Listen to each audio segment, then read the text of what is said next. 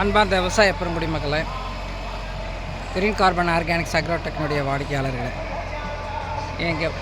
இப்போ நீங்கள் பார்த்துக்கிட்டு இருக்கிறது நாங்கள் எப்படி இந்த கிரீன் கார்பன் ஹியூமஸ் தயார் பண்ணுறோம் அப்படிங்கிறதுடைய ஒரு பகுதி. அதாவது பூஞ்சைகளை கொண்டு நொதிக்க வைக்கப்பட்ட அந்த அங்கப்பொருள்களை அப்புறம் அதை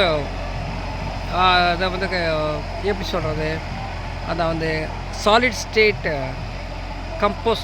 ஸ்டேட் டீகம்போசிஷன் அப்படி பண்ணுறக்கூடிய ப்ராசஸில் பண்ணுறோம்.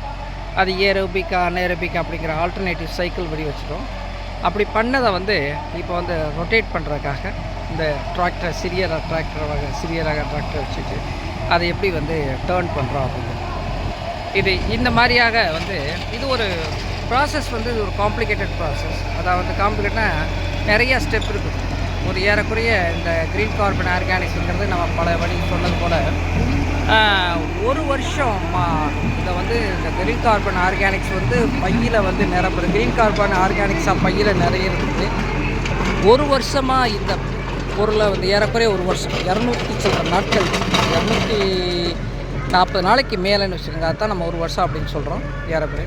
அப்படி பண்ணுறதை தான் இந்த மாதிரியெல்லாம் பண்ணி தான் இந்த கிரீன் கார்பன் ஹியூமஸ் வருது அப்படிங்கிறத சொல்கிறதுக்கான பதிவு அந்த பதிவு. ஸோ இன்னமும் இது ஒரு ஆப் தான் பண்ணியிருக்கோம். இப்போ ஏறக்குறைய ஒரு 180 நாள் 190 நாள் ஆயிடுச்சு. இன்னும் மீதி இருக்குது.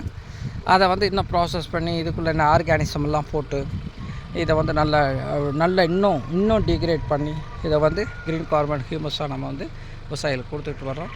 அதை தான் இப்போ நீங்கள் பார்த்துட்ருக்கீங்க. ஏன்னா அது இப்படி பண்ணும்போது டிராக்டரில் ஏதோ மாட்டிக்கிடுச்சு. இது கிளச்சி விடும்போது வரக்கூடிய பிரச்சனைகள் இது பண்ண பிறகு இந்த மாதிரி டிராக்டர்களை வச்சுட்டு நம்ம இந்த ப்ராசஸ் பண்ணிக்கிட்டு